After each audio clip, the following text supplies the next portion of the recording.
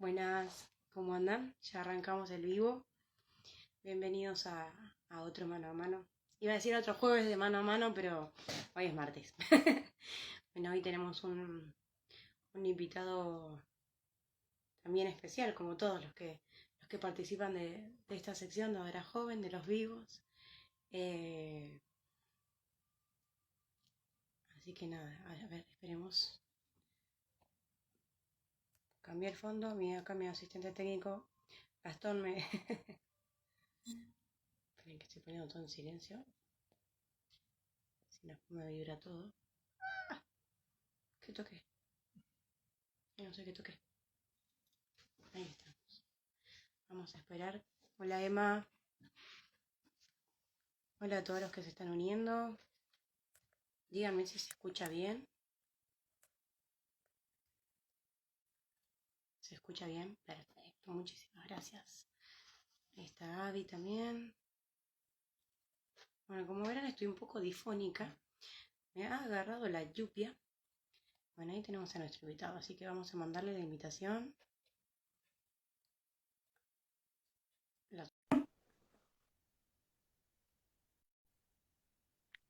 A ver. Ahí está. Hola Fray. Hola, Jessica, buenas noches. Me aparece de costado. A ver, vamos a cambiar el... que vamos a arreglar un poquito. No, creo que el soporte no anda. Vamos a ponerlo ahí. Ahí está. Ahí está, muy bien. Los aportes caseros son los que nunca fallan. Así es. Creí que Bueno, podía rotar la cámara, pero veo que no. no permite. Bueno, muchas gracias, un gusto tenerlo acá con nosotros. Igualmente, para mí es una alegría en esta noche de carnaval, preparándonos para miércoles de cenizas, poder compartir esta entrevista con los jóvenes. Qué lindo, bueno, muy lindo, gracias. La verdad que eh, es muy lindo y es muy humano este gesto de que haya aceptado también poder participar. Sobre todo siendo tan nuevito, digamos, en esto de ser obispo auxiliar y demás, ¿no? Pero bueno, hoy Sí, estamos acá para hablar de su llamada inicial, de ese corazoncito que tiene de Agustino Recoleto. Primero muy quizás bien. preguntar, primero quizás preguntarle como para dar un panorama amplio a la gente que se está uniendo y demás, quizás cuál es esta diferencia, ¿no? Entre lo que es una orden religiosa y por ahí lo que llamaría no sé, con la diferencia, por ejemplo, con los curas y demás, digamos, diocesanos. Bueno, en esto se puede complicar mucho. Vamos a tratar de Bueno, hacerlo empezamos bien. en un lenguaje sencillo y puede haber capaz muchas eh, vetas para ir profundizando, ¿no? Pero bueno, vamos a hacerlo en un lenguaje bastante sencillo para que se pueda entender en un nivel casero. Las órdenes religiosas surgen desde los primeros siglos de la vida cristiana de acuerdo al consejo evangélico de Jesús. Jesús propone 3 consejos evangélicos: vivir la vida de pobreza, vivir la vida de castidad y vivir la vida de obediencia. Es decir, imitar el estilo de la vida de Jesús. Los consejos evangélicos, o votos, que también llamamos, pretenden eso: consagrarse al estilo de Jesús, vivir al estilo de Jesús. ¿Qué es un sacerdote? Bueno, el sacerdote es principalmente el mandato que le hace Jesús a sus apóstoles. Cuando los va llamando, Jesús elige a 12 discípulos y los va preparando en un discipulado, y al momento de la Eucaristía, que es cuando celebramos nosotros la Santa Misa, a las palabras de la institución, termina diciendo: hagan esto en memoria mía. Se lo dice a los discípulos, ¿no? Bueno, a partir de ahí los discípulos están llamados a vivir, revivir la Eucaristía. Los sucesores de los discípulos, de los apóstoles, son los obispos, y sus colaboradores son los sacerdotes. Entonces, la función de un sacerdote es hacer presente a Cristo a través de los sacramentos, vivir la gracia sacramental.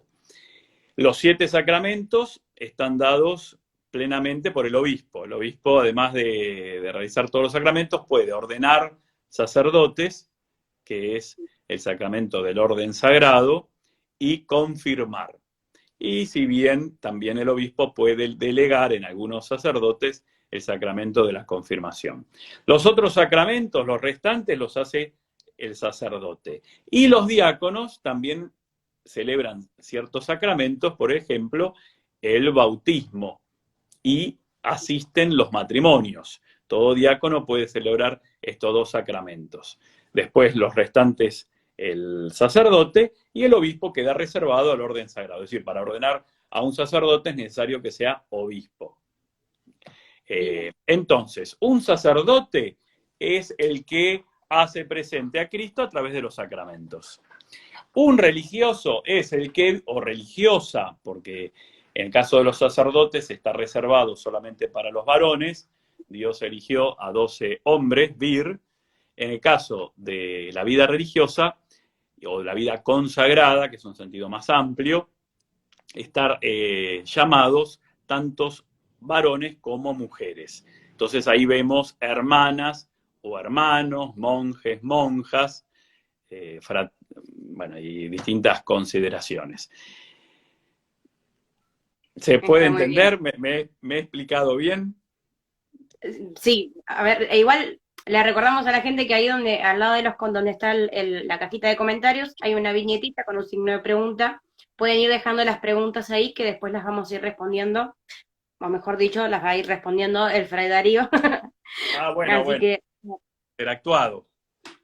acá nos pasaron un amigo en común, un hermano en común, Emma.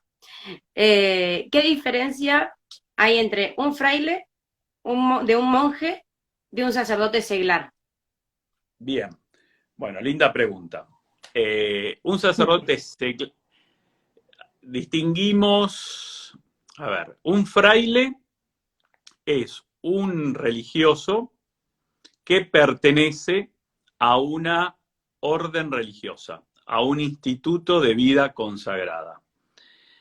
Hay varias órdenes religiosas o institutos religiosos, así lo llama el derecho canónico, y que tienen una diferencia de nombre que se llaman o órdenes religiosas o congregaciones religiosas. Las órdenes religiosas están reservadas a las que tienen mayor trayectoria histórica, que son muy antiguas, surgen en la Edad Antigua, en la Edad Media. Y las congregaciones religiosas están más bien identificadas con la modernidad y relacionados con un apostolado concreto. Eso es una división que podemos entender rápidamente. Un fraile es miembro de una orden religiosa. Un hermano o hermana es miembro de una congregación religiosa. Ambos son institutos religiosos. Podemos decir que es una división histórica más que nada. Un monje es un consagrado. Mar del Plata, por ejemplo, ¿cuáles son las órdenes más conocidas que tenemos? Bueno, a ver, órdenes por orden de antigüedad, tenemos que citar a los agustinos. San Agustín funda una orden religiosa, el monacato agustiniano. Luego podemos citar a los benedictinos, San Benito. Los benedictinos tienen 2 reformas de mayor observancia, que son los cistercienses y después los trapenses. Ambos vienen de la familia benedictina. Los agustinos recoletos, que surgen de la orden de San Agustín, de los agustinos. Los jesuitas, que funda San Ignacio de Loyola.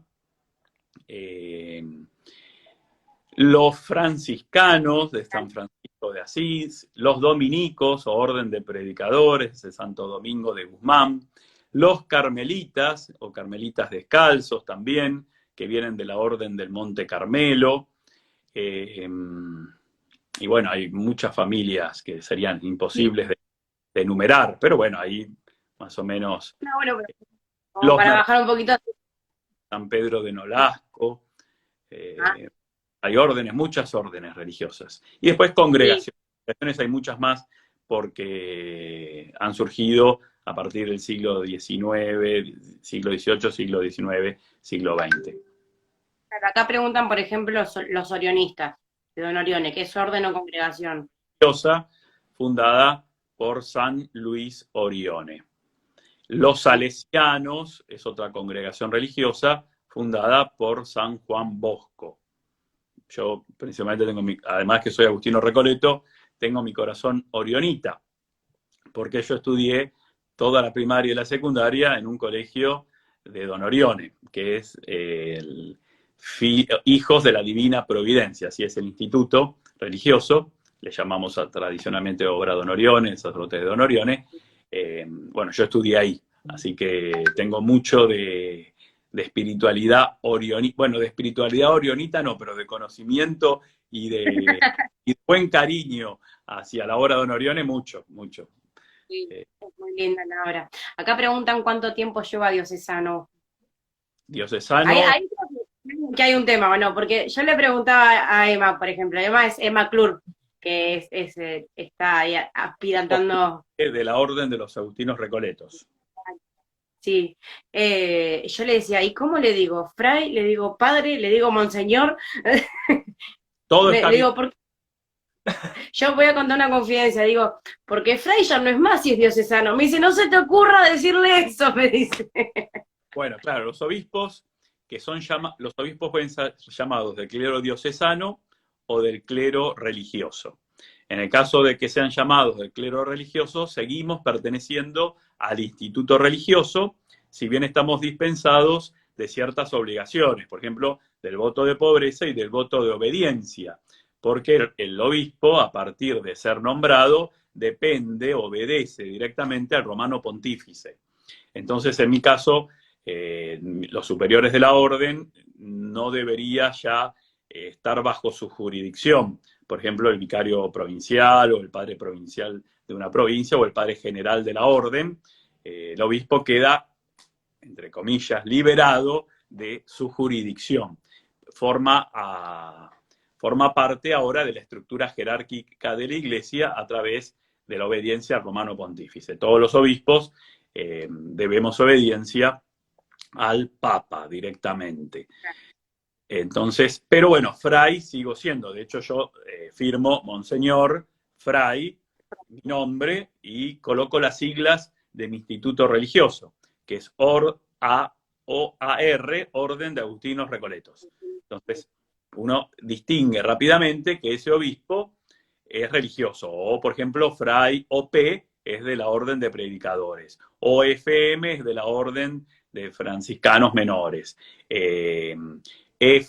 FDP, Hijos de la Divina Providencia, Don Orione. Entonces vas distinguiendo si llega a colocar SDB, o SJ, por ejemplo, nuestro Papa, Francisco, claro.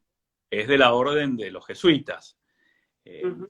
Entonces firma SJ, aunque el Papa nos pone Francisco SJ, pero cuando firmó a Cardenal Bergoglio ponía SJ, Sociedad Jesuítica. Y así vas distinguiendo. Es decir, son obispos que vienen de clero religioso. Es decir, que pertenecen a un instituto religioso, ya sea orden o congregación. En Acá cambio, tenemos. ¿Cómo? en cambio, los obispos que vienen del clero secular, significa que son sacerdotes que no pertenecen a ningún instituto de vida consagrada. Esa es la diferencia entre un religioso y un sacerdote. El sacerdote está ordenado para hacer presente a Cristo a través de los sacramentos, ayudar al obispo diocesano, pero sin los compromisos de un instituto consagrado. Vos me Perfecto. hacías, Eso ahí pregunta de si todos los religiosos quieren ser sacerdotes. no es necesario. Es decir, no es necesario, porque religioso no significa que sea un hombre piadoso, ¿no? Porque a veces nosotros Claro. usamos, esta persona es muy religiosa, es muy de ir a misa, de rezar el rosario. Y yo religiosidad. es un estado en la vida, ¿no? De la iglesia. El estado religioso como el estado clerical. Entonces, no todo sacerdote debe ser religioso. No todo sacerdote debe ser religioso. Puede pertenecer al clero diocesano y no está ligado a ninguna congregación, ni a la vida en común, ni a los votos o consejos evangélicos que hablamos al principio. Perfecto. Acá nos dice Gastón de Sagrado Corazón. Dice, como religioso, hoy ordenado obispo, ¿puede seguir usando sus hábitos particulares de la orden? Como los Sí, tiene puesta ahora. bueno, y actualmente vestido con el hábito, mira, ahí se ve, bueno, esta es la camisa de Clériman que tengo abajo, pero lo que tengo arriba de Claro. la camisa es el hábito, Agustino Recoleto, ¿sí? Puedo usar la sotana propia de los obispos, de los clérigos, con faja morada o sotana morada, para las fiestas más importantes de la vida del obispo o de una diócesis, pero también se puede usar el hábito perteneciente a la orden religiosa o congregación religiosa que uno pertenece. Se le agregan ciertos signos, por ejemplo, el solideo al hábito y el pectoral, la cruz pectoral, y el anillo. Son los tres signos episcopales que ya cuando uno ve venir a un clérigo se da cuenta que ese clérigo es obispo, ¿no? Tiene cruz pectoral, tiene anillo y en la celebración litúrgica lleva solideo. Los únicos que llevan solideo en la celebración eucarística son obispos y después si la celebración es más solemne lleva báculo, que es el bastón, el cayado, y lleva mitra, que es un ornamento litúrgico propio del que anuncia, del maestro, del que enseña. Es muy lindo porque tiene toda una pedagogía para hablar que es muy, muy de profe, ¿no? Bueno, sí, he estudiado profesorado, soy profesor, y me gusta la enseñanza. Siempre me gustó Está enseñar. Y llevé muchos años de profesor en distintos colegios de la orden. Qué lindo. Ahí, entonces, con esto del hábito, y hacemos tres preguntas más relacionado a cuanto a lo que es su testimonio, y después vamos a lo que es precisamente cuál era el tema de hoy, que es la espiritualidad agustina recolecta, la familia agustina recolecta y demás. Ya nos vamos bien para ese ámbito. Bueno, Bien. saludos para la gente de Puerto Rico. Nos están mirando acá, qué genios. ¿Cómo reconocemos entonces a un Agustino Recoleto si lo vemos caminando por la calle? ¿Cómo? Bueno, si va con hábito es fácil de reconocer. Lleva un hábito negro, es un hábito medieval, el hábito Recoleto es de 1588, Acá es un nomás. reformado de la Orden de San Agustín, que la Orden de San Agustín es más antigua, es del 1256, y los agustinos vestimos como se sabe que vestía Agustín. El mismo Agustín de Hipona, que nació en el 354, que era una túnica negra. En ese tiempo vestía con una túnica negra y una correa de cuero y una capucha. Esas son las indicaciones que tenemos del vestido típico de Agustín. Luego como monje, ¿no? Luego de ser elegido obispo, usa las vestiduras propias episcopales de aquella época. Por eso San Agustín se lo puede vestir ya sea con el hábito religioso o muchas veces lo vemos vestido con los ornamentos episcopales, con mitra, báculo, capa pluvial, es decir, la iconografía es muy amplia a la hora de plasmar a San Agustín, ¿no? Que en verano uno agradece tantas cosas, ¿no? Tanta ornamentación. Cada vez que los veo digo, ay, por favor, ¿cómo deben estar? Si uno tiene calor. Bueno, algo que ha sido la Iglesia a partir del Concilio Vaticano II, las las vestiduras clericales eran muy estrictas antes del Concilio Vaticano II, tanto los sacerdotes diocesanos como los frailes y monjes no podían nunca retirarse la vestidura eclesiástica o la vestidura religiosa. Entonces, el sacerdote diocesano siempre usaba sotana con una faja negra, como la de los obispos que es morada, o la de los cardenales que es roja. Bueno, el sacerdote vestía una sotana con faja negra o sin faja, y los religiosos tenían que vestir el hábito. A partir del Concilio Vaticano II se permite a los institutos seculares y a los sacerdotes usar una vestidura eclesiástica de la región, llama el derecho canónico. Por ejemplo, un invento muy práctico ha sido esta camisa, que se llama cleriman, que es una camisa con cuello mao, donde está cerrado y se puede introducir una vainilla, un pedacito de plástico blanco, nosotros llamamos camisa de cleriman, y se suele usar con un saco, con un traje. Entonces el sacerdote puede vestir camisa de clériman. En verano podemos obviar el saco y entonces nos vestimos con la camisa, manga larga, manga corta, según los casos. Y bueno, facilita tanto el trabajo pastoral como la comodidad, como decís vos, ¿no? Tal cual. Un hábito largo hasta los tobillos puede implicar. Pero bueno, uno se acostumbra, te digo que se acostumbra tanto a usar el hábito como que a veces nos cargan las polleras que nos dicen, los pollerudos que nos llaman, o cuervos vestidos de negro. Bueno, uno se acostumbra a llevar eso, y el calor también se acostumbra, así como no sé, como un oficial de policía que tiene que usar el uniforme cuando hace mucho calor, y bueno, por el respeto a la institución que representa y por la formalidad, se coloca el traje, y llega un momento que uno dice, bueno, esto es parte del oficio, así como un cocinero tiene que aguantar temperaturas altas en una cocina, o un operario o un minero tiene que soportar ciertas condiciones climáticas dentro de la mina, o bueno, son justamente las incomodidades del trabajo humano, de acuerdo a la profesión. En Tal este cual. caso, No hay que por la olvidarnos que son, actitud, ¿no? claro, no hay que olvidarnos que son humanos también, que hay una persona atrás de todos los signos. Y por ahí, yendo a una última pregunta sobre el tema este de los signos diocesanos, el tema del anillo nos preguntaban por ahí. Bueno, el obispo, el día de la ordenación episcopal, se le coloca sobre su dedo anular un anillo como signo de la alianza que tiene el obispo con su diócesis, con el pueblo de Dios.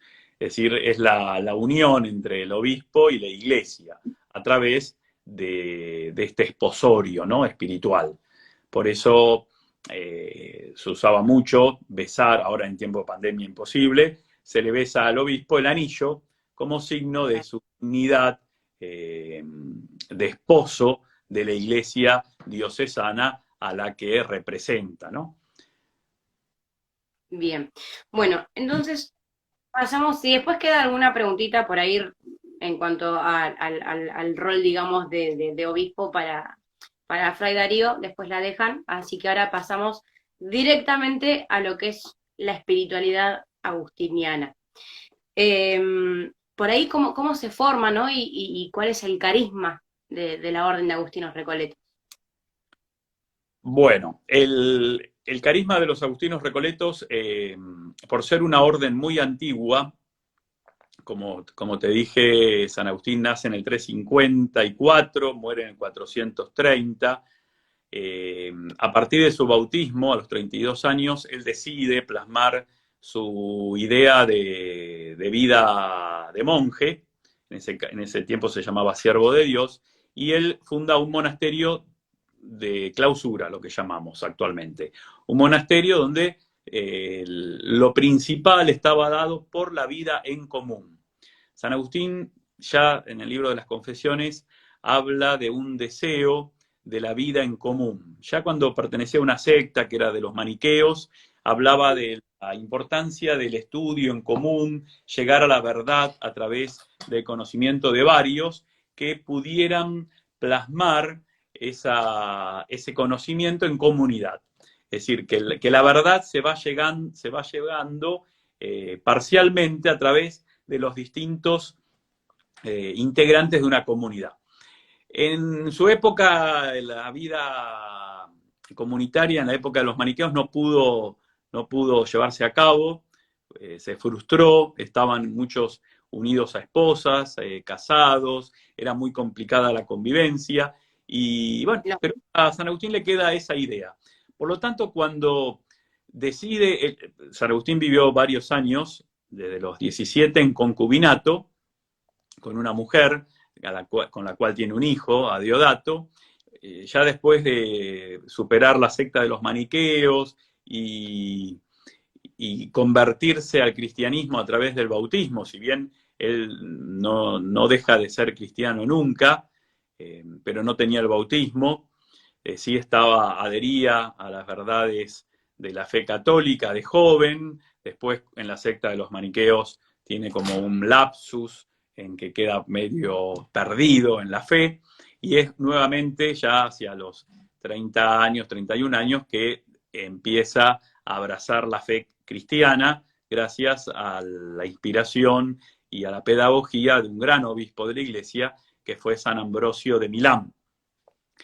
y a su mamá, Y a la oración, Mónica es el ejemplo de la oración. bueno, Jessica, vos sabés mucho. Muy bien. Y el ejemplo de Santa Mónica, la tenemos por acá. A ver, Santa Mónica. Hay un cuadro por ahí, no sé si lo ven. Ahí está Santa Sí, Mónica, está orando, el famoso cuadro del éxtasis de Ostia, junto con San Agustín. Bueno, Mónica, por supuesto que a sus hijos, tuvo 3, y a su esposo los inculcó en la doctrina cristiana. Por eso decimos que San Agustín tiene conocimiento de la vida cristiana, pero en un cierto tiempo se aparta a través de la secta de los maniqueos. Luego vuelve y un impedimento para recibir el bautismo es que él estaba en concubinato con una mujer. Es así que despide a esta mujer después de muchos años con gran pesar de él, porque realmente amaba a esta mujer. Lo que pasa que era de condición esclava. En ese tiempo en el Imperio Romano no podían contraer matrimonio los ciudadanos romanos con esclavos, por lo tanto tiene que cortar esa relación afectiva y empieza un consorcio matrimonial con una joven, muy jovencita, que hay que esperar unos años para poder librar el sacramento del matrimonio, y en ese tiempo es cuando San Agustín siente la fuerza de prescindir de la vida matrimonial. Y es ahí cuando se bautiza y se hace monje. Funda el monasterio, lo funda en su ciudad natal, en el norte de África, en Tagaste, y vos me preguntabas por el carisma, ¿no? El carisma es principalmente la vida en común. San Agustín quiere realizar este ideal que tuvo toda la vida de vivir en comunidad con varios hermanos para la búsqueda de Dios. A Agustín siempre le interesó el conocimiento de Dios. Un gran estudioso de las Sagradas Escrituras, es decir, de la verdad de la Iglesia a través de la Sagrada Escritura, donde Dios nos habla. Una vivencia de la pobreza. San Agustín, podríamos decir, define la pobreza como el poner todo lo material en común. La pobreza agustiniana no es tan marcada por el no tener, por el deshacimiento de las cosas materiales, sino en cuanto al compartirlas. Lo que sería un pecado agustiniano, entre comillas, sería poseer una cosa como propia. San Agustín en una de las reglas dice que todo sea en común, que nada sea tomado como propio, que es algo muy propio del hombre, ¿no? Es decir, cualquier niño lo primero que dice es, este juguete es mío. Bueno, cuando yo estaba en el postulantado, una de las palabras que no podíamos usar era mío, esto es mío, no, nada es mío, todo es nuestro. Eso ha quedado ya grabado, es decir, lo nuestro, lo de la comunidad, lo del hermano, es fundamental, la pobreza compartida.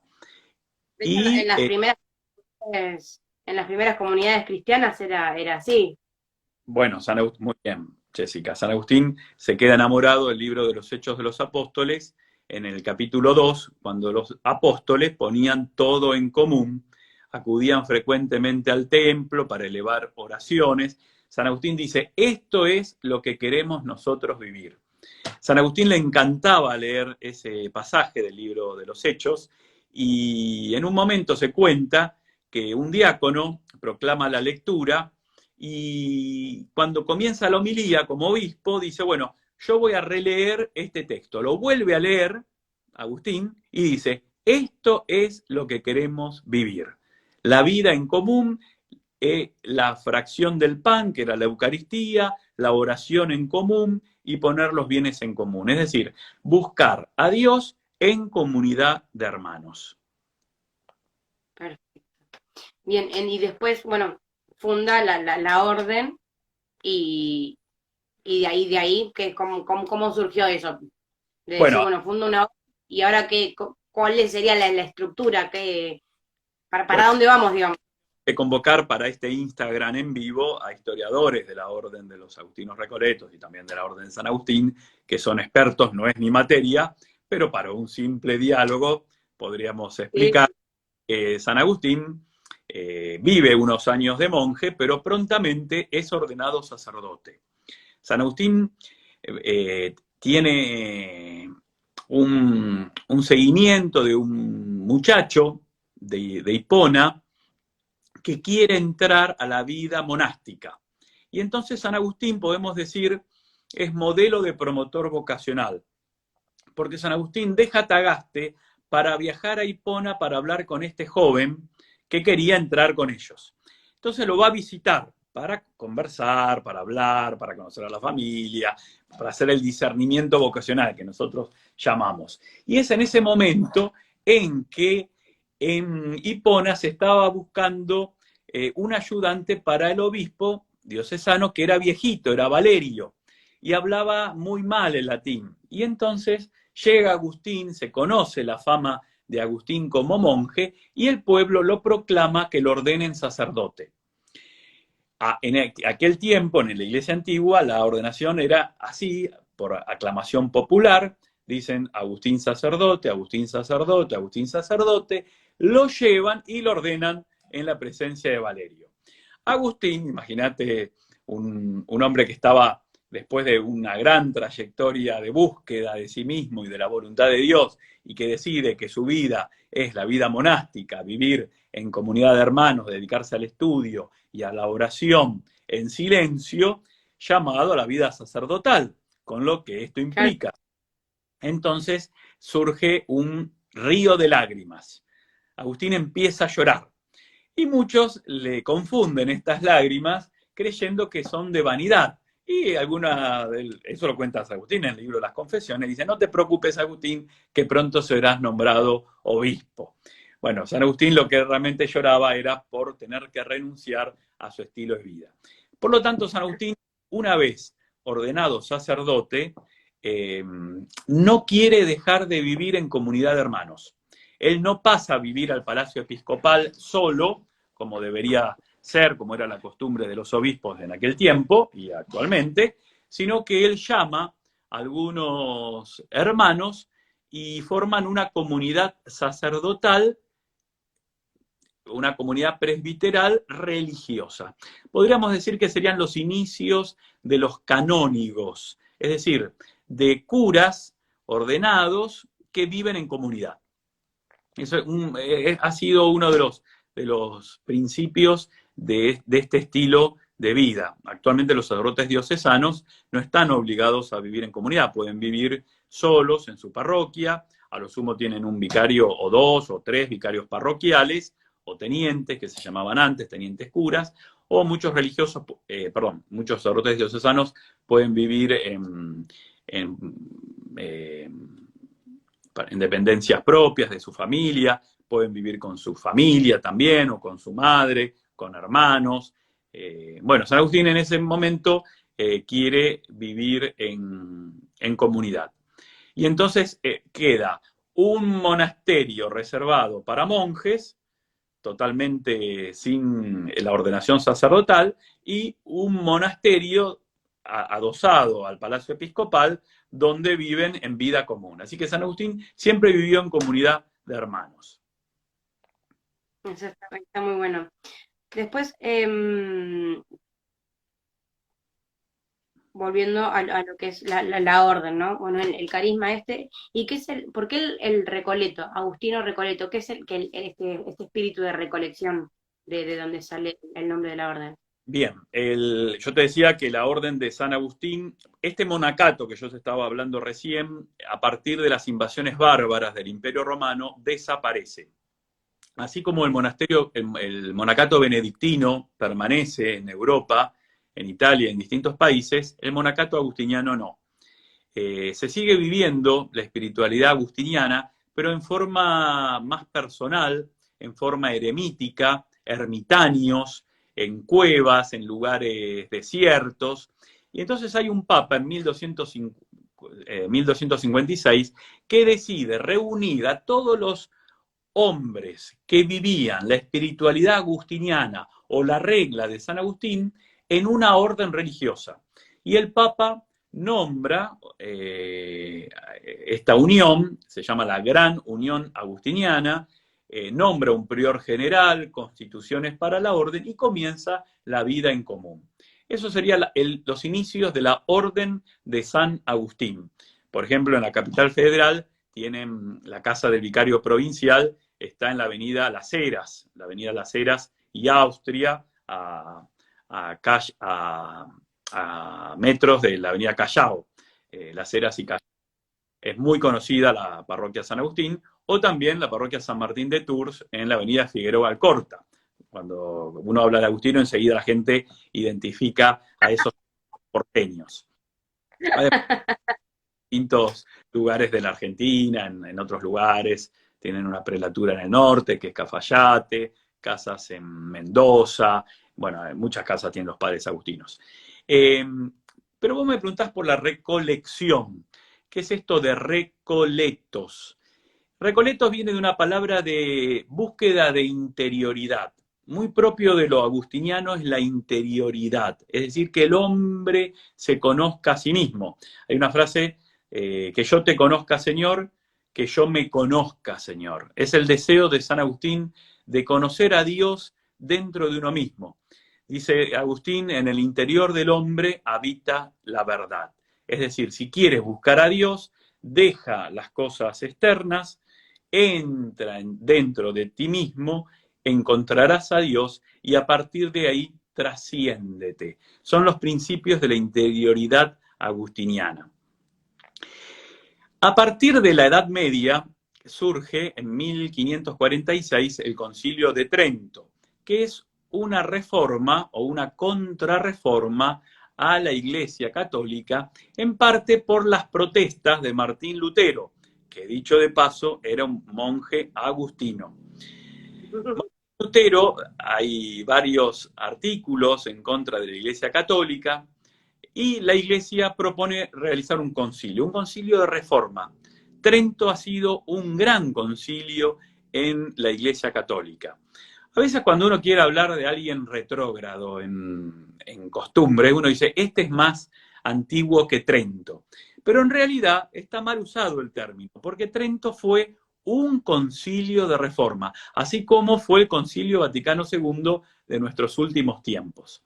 Lo que proponía Trento era volver a una iglesia realmente carismática, una iglesia que se fije en los valores de Cristo, una iglesia en la cual se había secularizado demasiado.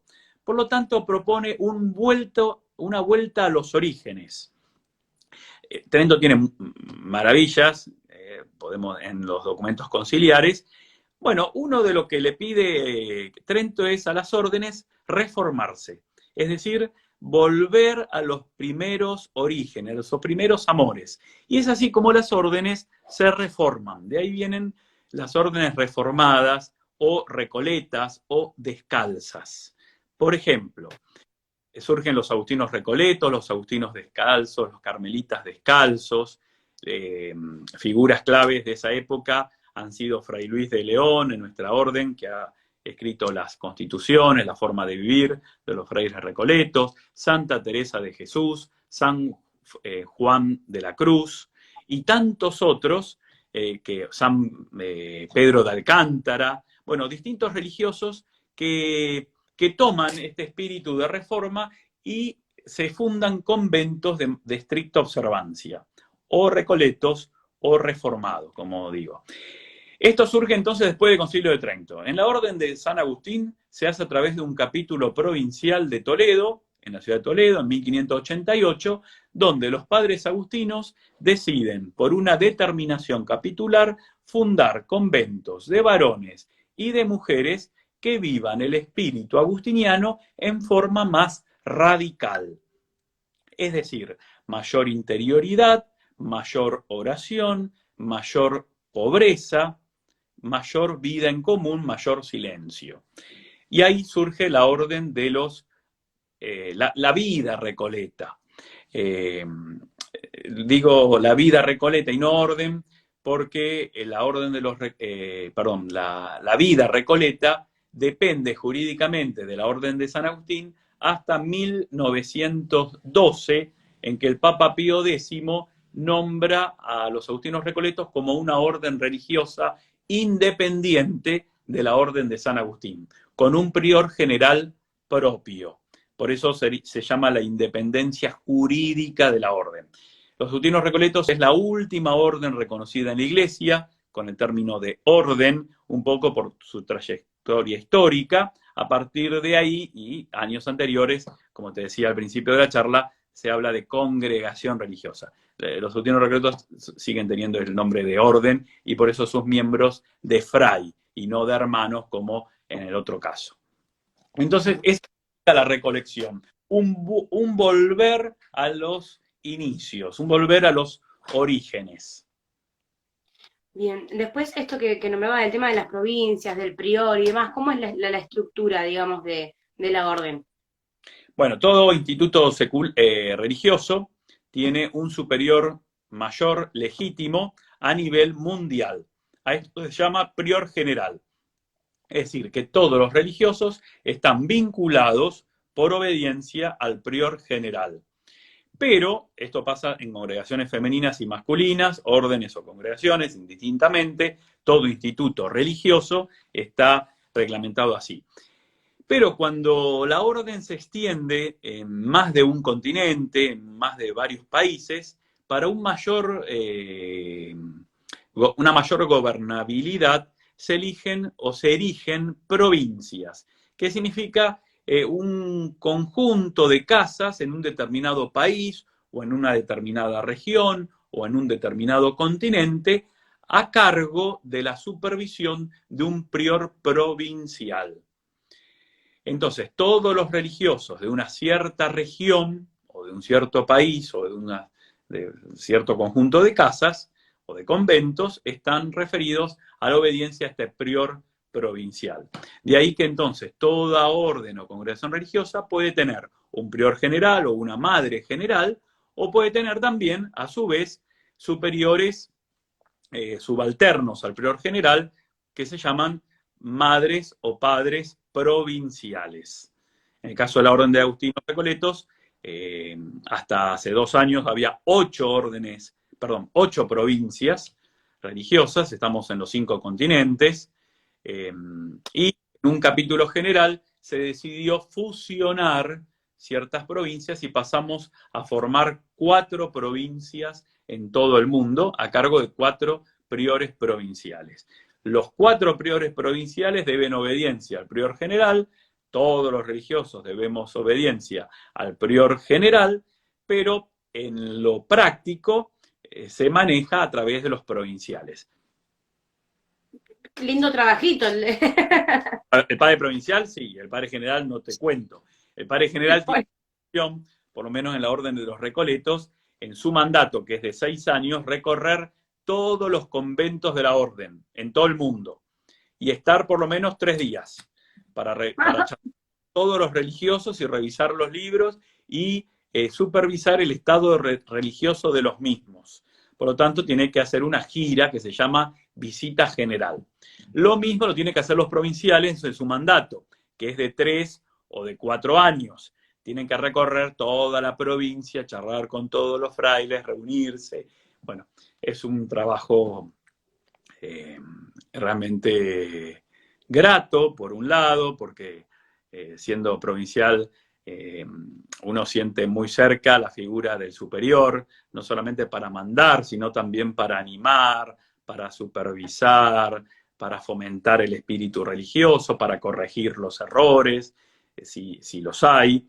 Quiere decir que, bueno, es una función muy amplia y muy grata, es decir, uno habla de cansancio, lógicamente, pero suele ser una función muy grata, y también para los religiosos, por lo menos cuando he sido miembro de alguna comunidad, siempre me gustó recibir a nuestros superiores mayores, porque uno siempre, la mirada de una persona externa es mucho más importante, más profunda, se pueden corregir, y muchas veces hasta te animan a hacer más actividades, te impulsan a trabajar más.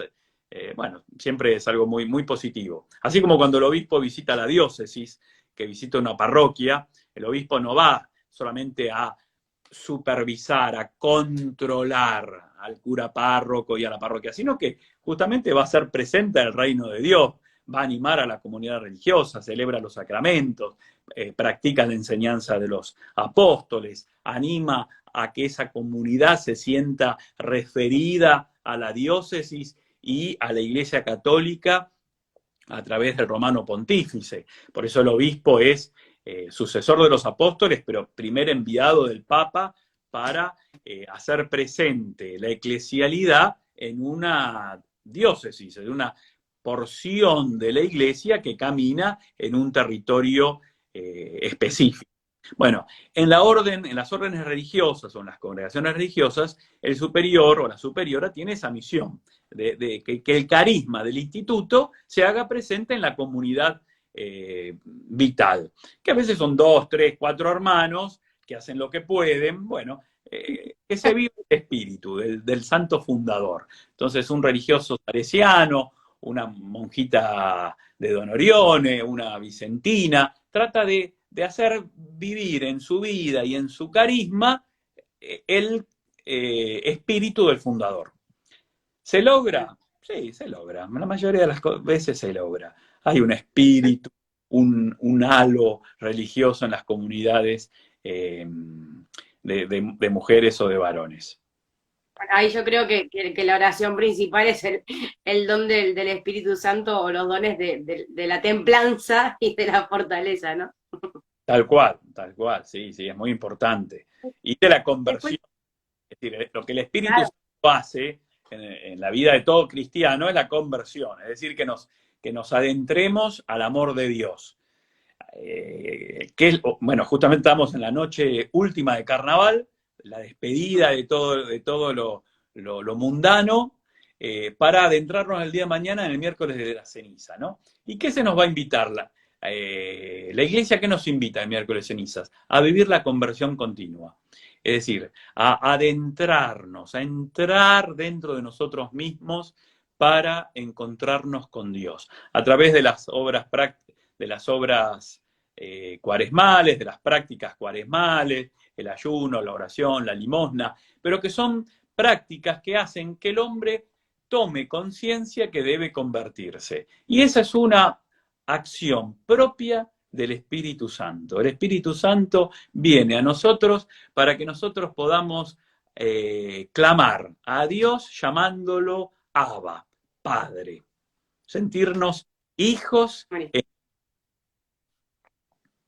es hermoso, es hermoso. Y sobre todo para rezar, el poder decirle a Abba a mí me puede, es más fuerte que yo. Después, Fray, con el tema del carisma, es el carisma agustino, tiene como tres patas, ¿no? Yo acá había leído también un poco, traté de interiorizarme un poco para hacer las preguntas también. El amor contemplativo, el amor ordenado comunitario y el amor difusivo apostólico. Bien, muy bien. Así está muy bien definido. Tenemos un libro hermoso del padre Moriones, de 2 tomos, que explica justamente el carisma de la Orden de Agustinos Recoletos, 3 patas: la oración, la comunidad, la vida apostólica. La oración, creo que estuvimos hablando esto de San Agustín, de la búsqueda de Dios a través de los principios de la interioridad agustiniana. La vida en común, que es propio de todo instituto religioso. todo instituto de vida consagrada tiene como fundamento la vida comunitaria. Es decir, no es solamente propio de los agustinos recoletos, pero en Agustín se transforma como carisma específico. Lo que es una nota común para todos los religiosos, en la vida agustiniana es un dato específico. San Agustín quiso, y es uno de los primeros, vivir en comunidad. Por lo tanto, es una nota carismática del carisma, una nota característica del carisma. Y el tercer punto que vos bien referís, Jessica, es el amor difusivo, es decir, el amor apostólico. Esto es San Agustín le surge a partir de su ordenación sacerdotal y luego de su ordenación episcopal. Agustín queda lamentablemente unido a las vicisitudes cotidianas como obispo y como sacerdote en contacto con el pueblo. Es decir, San Agustín no puede vivir ya más la vida de clausura, debe deberse a su pueblo, a la predicación, a los sacramentos, a través de su ministerio sacerdotal y episcopal. Por lo tanto, algo característico de la orden es siempre el sentir de la iglesia, sentir cum ecclesia. Es decir, hay algo propio de nuestra orden, estar siempre al servicio de la Iglesia Católica. San Agustín esto lo toma como una definición en su vida. San Agustín podría haberse negado al episcopado, como hubo tantos santos en la Iglesia que no lo aceptaron. San Agustín lo ve como un paso de Dios, no como una elección propia. Por lo tanto, accede al sacerdocio y al episcopado. Y a partir de ahí coloca en los frailes esta dimensión apostólica de anunciar el reino de Dios donde la iglesia necesite. Por lo tanto, una característica de los agustinos recoletos es la misión. Si bien la orden tiene parroquias, tiene colegios, habitualmente ese es el campo apostólico en la actualidad, desde siglos anteriores estuvo muy unida la misión ad gentes, tanto que desde España, que es donde surge la recolección, y en Italia, surgen a las Islas Filipinas desde el 1600. Cabe recordar que los agustinos recoletos tienen mártires en Japón, de 1632, Santa Magdalena de Nagasaki y compañeros mártires. Tiene la figura emblemática de San Ezequiel Moreno, que misiona Filipinas en el siglo XIX. Luego surgen misioneros después de la Revolución Filipina, expulsan a los religiosos de la isla y hay una expansión hacia América, y es ahí como los agustinos recoletos llegan al continente americano a partir ya del fines del siglo XIX-XX. Así que bueno, es una de las dimensiones propias ahora de carisma, además de la oración, la comunidad, la vida apostólica, a través de colegios, misiones y parroquias. Sin embargo, la vida recoleta no se identifica por ningún apostolado concreto.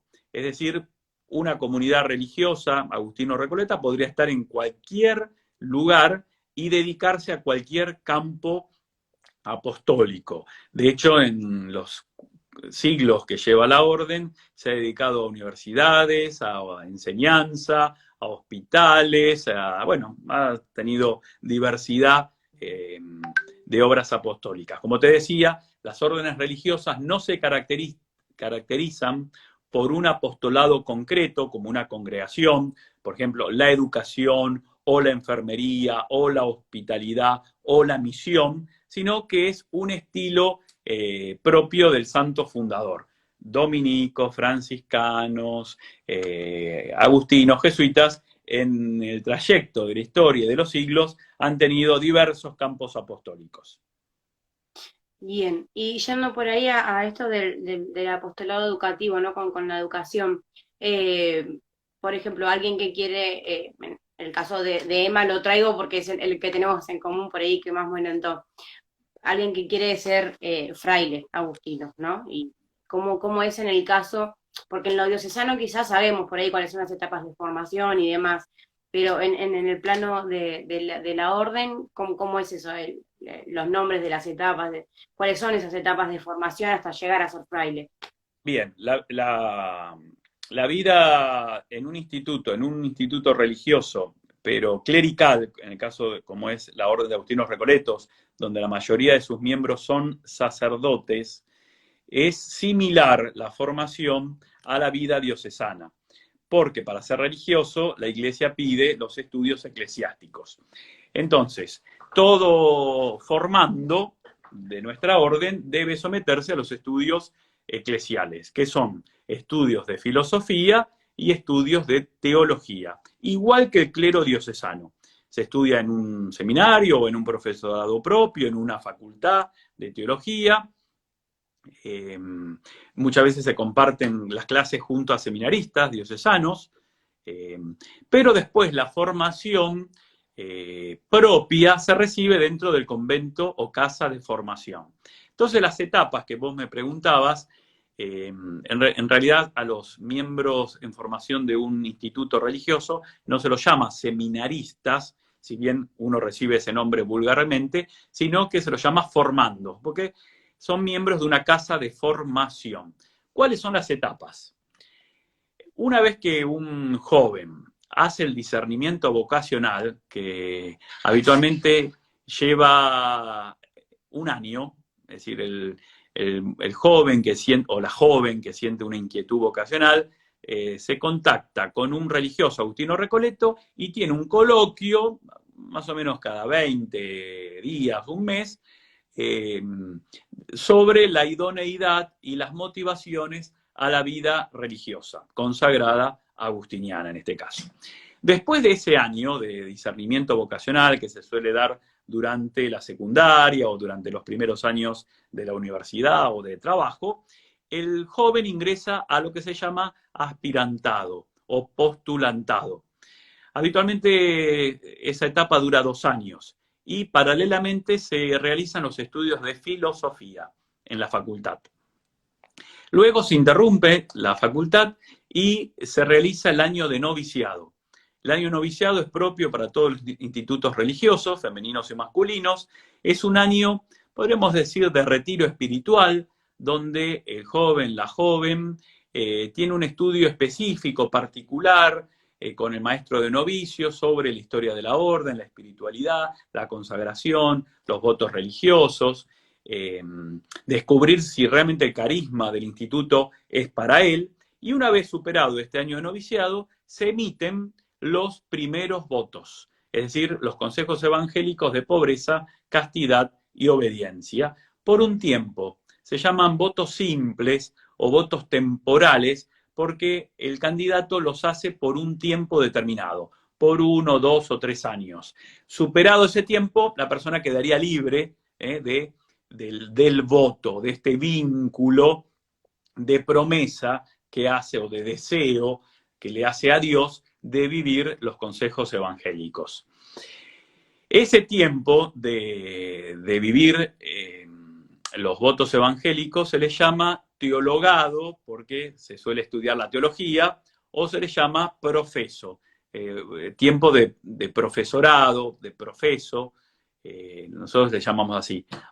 Algunas hermanas, congregaciones femeninas le llaman el juniorado, porque son junioras, son jóvenes que están viendo ese tiempo de consagración. Suele durar entre los 3 y los 9 años en un instituto. El derecho canónico deja ese margen. En nuestra orden habitualmente son 3 años. Después de los 3 años de votos simples, se hace la profesión solemne o perpetua, es decir, el deseo de vivir consagrado, pero para toda la vida. Esa es la Y profesión. ahí, y ahí los votos son distintos o se mantienen los mismos, pero ya definitivos.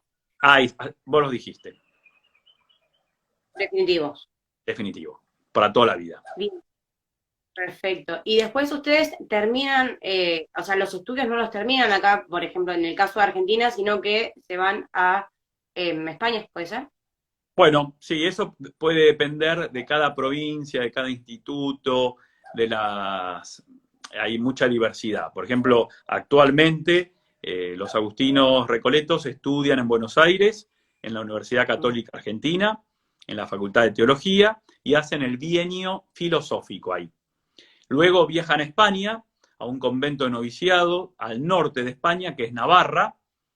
Ahí vivió San Ezequiel Moreno, es un convento muy antiguo, eh, convento de Monteagudo, ahí hacen el noviciado, y luego pasan al sur, a un convento de la ciudad de Granada, en una población cercana que se llama Monachil, donde estudian en la Universidad de los Jesuitas y hacen la teología. Pero bueno, eso es actualmente. En mi caso, a mí me tocó estudiar todo acá en Argentina, todo el estudio en la Universidad Católica. Yo hice toda la filosofía y toda la teología en la Facultad de Devoto de la Ciudad Autónoma de Buenos Aires. Así que otros sacerdotes les ha tocado ir a estudiar a Roma y hacer la teología en Roma. Así que bueno, en la historia de las órdenes y como te dije, de las provincias, hay una gran libertad para elegir los estudios específicos eclesiales. Los internos o los propios se realizan dentro de la comunidad a través siempre de un encargado de formación que le llamamos maestra de profesas o maestro de profesos, maestro de junioras, que es la encargada de tener la formación humana, integral, la formación religiosa y la formación propia del instituto, es decir, la espiritualidad agustiniana o de otro instituto, según sea el caso. Bien, hoy mencionaba Fray, antes de pasar a lo que es la familia Agustina Recoleta, el tema del código del derecho canónico es el mismo, es el mismo, ¿no? Sí, Digamos, tanto diocesanos como religiosos es el mismo código de derecho canónico. lo tenemos Sí. acá, es el código que rige a la Iglesia Católica Apostólica Romana. Sería un libro, yo a los jóvenes siempre les recomiendo tener la Sagrada Escritura, el libro del Catecismo de la Iglesia Católica, promulgado en 1992 por el Papa, ahora San Juan Pablo II, y los que se animen, en la biblioteca no puede faltar el Código de Derecho Canónico. Es un libro muy específico, pero muy interesante cuando uno tiene dudas sobre alguna cuestión disciplinar. En el Código de Derecho Canónico está todo como en la Constitución Argentina o toda ley de la Iglesia Católica, lo tenemos en el derecho. Por lo tanto, el derecho canónico rige para todos los estados de vida católicos, ya sea laicos, religiosos o clérigos. Que esa es la gran división entre los estados de vida clerical. Está la jerarquía y la vida laical como grandes divisiones. La vida jerárquica son los que reciben el sacramento del orden sagrado, diáconos, sacerdotes, obispos, y los demás son los fieles laicos. Hay una categoría de la vida consagrada que pertenece, según la Lumen Gentium, a la propia vida y santidad de la Iglesia. Por eso el Concilio Vaticano II dedica en la Lumen Gentium y en diversos documentos conciliares un estudio específico por la vida religiosa. Bien. Y por último, para tocar, porque se nos pasó la hora volando. Creo que la actualización de Instagram Reloj, nos permite un... las campanadas de las 10 de la noche, Jessica. No lo escuché. Que sí, que yo tengo un reloj acá que ha marcado las campanadas de las 10.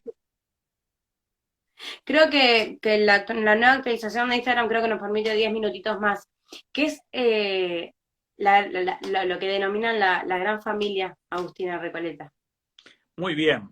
Bueno, la familia agustiniana no está comprendida solamente por los varones, sino por todo ser humano que ame la espiritualidad de San Agustín. Por lo tanto, la familia agustiniana está, por supuesto, representada por sus tres órdenes: la orden primera, que es la orden de los religiosos; la orden segunda, que son las monjas agustinas recoletas, son monjas de clausura que viven los votos o los consejos evangélicos en vida contemplativa. Luego tenemos la tercera orden, que se llamaba antiguamente, que es la fraternidad seglar, que son laicos, solteros o casados, que viven la espiritualidad agustiniana y entonces hacen unas promesas de vida seglar, es decir, vivir en el mundo como laicos, pero al estilo de San Agustín. Y después se une a esta gran familia agustiniana los jóvenes agustinos recoletos, la JAR, que ya hace años le hemos dado unos estatutos propios para que en su vida juvenil tengan una vida bien concreta a través de la formación, de la vida en comunidad, la vida apostólica, en un estilo juvenil y sin ningún lazo estable ni concreto, como son los votos o como son las promesas seglares, pero sí que ya desde la adolescencia, y te digo desde la infancia, porque hay muchos grupos de niños que ya empiezan a vivir el estilo agustiniano a través de los colegios o de las parroquias o de las misiones, y que esto va llevando un estilo muy propio, como otras órdenes, como la Jufra, por citar, por ejemplo, algún movimiento de otras órdenes religiosas muy conocidos, y de tantos otros, ¿no? Entonces la gran familia agustiniana no queda totalmente ligada a las órdenes religiosas propias de la familia agustiniana, sino a todo varón o mujer que se siente identificado con el carisma. Muy hermoso, hermoso. Y, y por último, bueno, de mi parte ya agradecerle de todo corazón que hayan participado. Espero que en algún otro momento podamos tener por ahí otro encuentro de este tipo como para profundizar en algún otro tema, que por ahí yo siempre invito a la gente a que participe, que sugiera, a ver qué es lo que quieren hablar, que sigan haciendo las preguntas, que después tratamos de responderlas y demás. Así que gracias a usted, Fray. Gracias a la gente que se unió. Esto va a quedar en el canal de Instagram y en el canal de YouTube, para que luego puedan verlo o compartirlo si quieren. Y por último, ¿qué mensaje le daría como obispo auxiliar Fray Darío Quintana a los jóvenes? Bueno, estamos, insistí mucho en el tiempo de la Cuaresma, un tiempo especial, creo, para adentrarnos en el Espíritu de Dios. Yo creo que todo joven tiene este espíritu de búsqueda. Todo hombre quiere ser feliz y creo que la juventud es el momento propicio para encontrar dónde voy a ser feliz, cuál es el sueño que Dios tiene en mi vida. Desde, principalmente, sabemos que la felicidad plena está en Jesucristo. Él es el revelado por el Padre para darnos vida eterna, vida en abundancia. Entonces yo llamaría a todos los jóvenes del mundo y de nuestra diócesis y de cada comunidad cristiana a buscar a Dios en la palabra de Dios, a buscar a Dios en su comunidad, a buscar a Dios en el apostolado, a buscar a Dios en los que más nos necesitan, porque muchas veces el rostro de Dios se presenta así, en el hermano, en el más necesitado, en el que sufre, en el que necesita ser consolado. Y principalmente buscar a Dios dentro de uno mismo, que es el gran desafío, creo, para nuestra sociedad. Estamos llamados y aturdidos por tantas cosas. Creo que el desafío es entrar dentro de uno mismo. Lo que dice Jesús, lo que va a decir Jesús mañana en el Evangelio, entra en tu habitación, entra en tu corazón y ahí encontrarás a Dios. Podemos decir que ese es el gran legado de Agustín. Si quieres buscar a Dios, entra en tu corazón y allí lo encontrarás. Así que, bueno, un tiempo especial de conversión, de entrar en sí mismo, pero no dejar esto como un falso espiritualismo, ¿no? Sino que la trascendencia agustiniana está, una vez encontrado a Dios, el hombre se trasciende y se hace capaz de llevar este amor a los demás. Por eso es fundamental el servicio. Por eso el cristiano no se define por un espiritualista, sino por uno que está insertado en la comunidad, que está insertado en el mundo para proclamar el reino de Dios. ¿Qué es lo que necesita nuestra sociedad? Estamos, ya creo, convencidos que se ha perdido mucho de los valores de Jesucristo. Pero nosotros estamos convencidos que Jesús es la felicidad. Por lo tanto, debemos anunciar a Jesús en nuestro corazón, que es una tarea del Espíritu Santo. El Espíritu Santo nos habla y nos confirma a cada uno de nosotros en la fe, pero también tenemos que llevar este convencimiento a los demás. Bueno, muchísimas gracias, Fray. Y bueno, para despedirnos, la bendición. Sí, cómo no, cómo no. Bueno, antes de la bendición, quiero agradecerte, Jessica, por esta entrevista tan agradable, la forma en que la llevaste, con preguntas creo que tan sencillas, ¿no? Lo que la gente se pregunta y que nos van dando una idea. Habría que haber definido un poco más